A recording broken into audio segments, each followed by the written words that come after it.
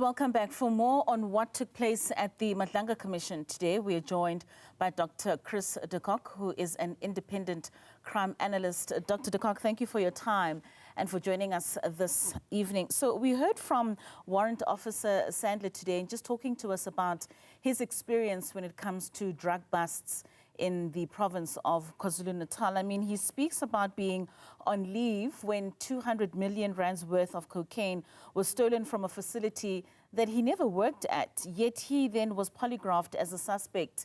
Meanwhile, the general who was physically present at that particular facility was never tested. What does this investigative logic tell you about who's protecting who within the KZN Hawks environment?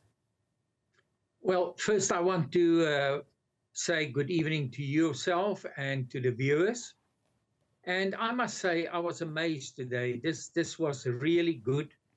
This was one of the best witnesses that I've ever heard in the Madlanga Commission or at the ad hoc committee. And I was amazed. This tells me, I mean, when General Sonona gave his evidence, I mean, it was clear he was not tested for the Port Shepstone drug thing. This guy of today, this warrant officer, which is the third rank from below, from the lowest rank, Karl Sander, he actually was tested. He was on leave. I mean, he was not even there. He was not even in Port Shepstone, but he was tested as one of the suspects in this drugs that got lost in a safe in a facility, on the Hawks facility in Port Shepstone. I think it's shocking. I think it's really shocking. And I must say also, and I've said all the time that, you know, it's his evidence against other evidence. It's his word against other people's words. But I must impress today because if you look at the experience of this guy, I mean, this member have got a lot of experience. He doesn't have a degree. He doesn't have those kind of things. But I mean, he attended so many courses.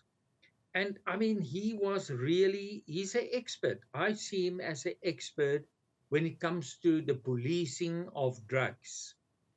And then General Sonona came there and he was shocked when he came to the commission, and we will hear him again on Friday.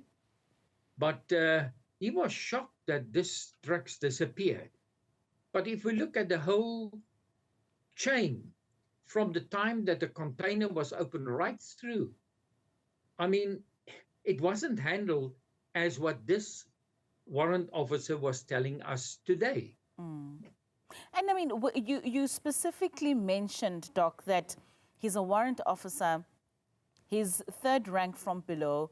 You go on to describe his experience, and from what you're seeing and hearing, you describe him as someone who's an expert in policing of drugs. Why do you think that we would have such expertise that would still be sitting at a rank that's third from below?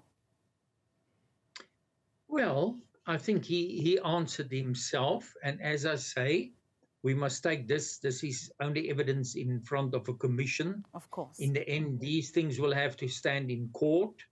And General Sonona especially will have to answer in court. But it's clear. And I mean, he constantly referred to this, that he trampled on toes. So he was doing his job. He was doing his job as he should do his job. And if we had 100 or 200 or 300 of these kind of officers, even if they are warrant officers, that did their job on drugs, we won't have the drug problem that we have in this country today. You know, and the fact of the matter is, that is why he's still a warrant officer. That is why he wants to leave the police service after 40 years, doing an excellent job. I think he should have at least been a colonel or something like that. He should have been in a command position. But because of the fact that he did his job, he actually he shortened his career. He actually put some obstacles in the way of his career. And that is shocking. That is really shocking. And I think this is a very good thing. Today's evidence is actually excellent in front of South Africa, because I've said it in the last 6, 7, 8 months. I've said it time and again that, when it comes to junior officers, they are too afraid.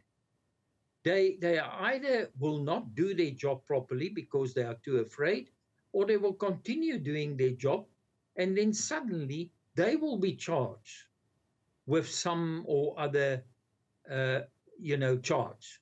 I mean, Certainly. it yeah, it was said that he was involved in supplying drugs to a certain syndicate, Mm. but there's no evidence. I mean, he was never found guilty of that. And even his polygraph test, he was on leave. He was not near to Port Shepstone. But even his polygraph test, the results of that wasn't made public to him. It should have been told to him that, listen, we have done this polygraph, and unfortunately, we could not find that you are lying. But it wasn't done. Sure. It's actually shocking to see how junior police officers are treated. And if there's one thing that will eventually destroy the South African police service, it is this kind of behavior that we have heard the whole day of today. It's not the corruption at senior level, which is also very shocking, but it is when people want to do their job and other people prevent them of doing their job. So, Doc, I mean, if you're speaking about corruption at senior level, Sanda describes a drug supply chain that requires, in his very words, a corrupt policeman and a corrupt customs official in order for it to function. Based on what this commission has heard so far, how far up are we seeing in terms of the Hawks hierarchy? Does this evidence suggest that this network extends? Well, we have heard of two major generals at least connected to the Hawks. We have heard in KwaZulu-Natal of Major General Sonona, which is the head of the Hawks, or he was the head of the Hawks in KwaZulu-Natal. I think he's now suspended. And we have heard of Major General Sabiri in the Hawks here in Pretoria at head office. And in both cases, and I think he's also suspended. I don't know exactly. Yeah, I think he's suspended. But the fact of the matter is, I mean, these are the second highest rank. Mm.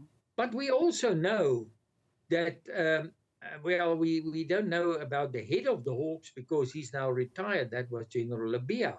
And I must have got a lot of respect for General Labia, but maybe he will have to come and explain to the commission. But I mean, we have heard that the Deputy National Commissioner of the detectives and of intelligence and of forensics, General Sabia, I mean, there's a lot of questions hanging over him. So I think there's corruption, or there's possible corruption, if we must still see this going to court. But it seems there's possible and highly possible corruption at the highest level.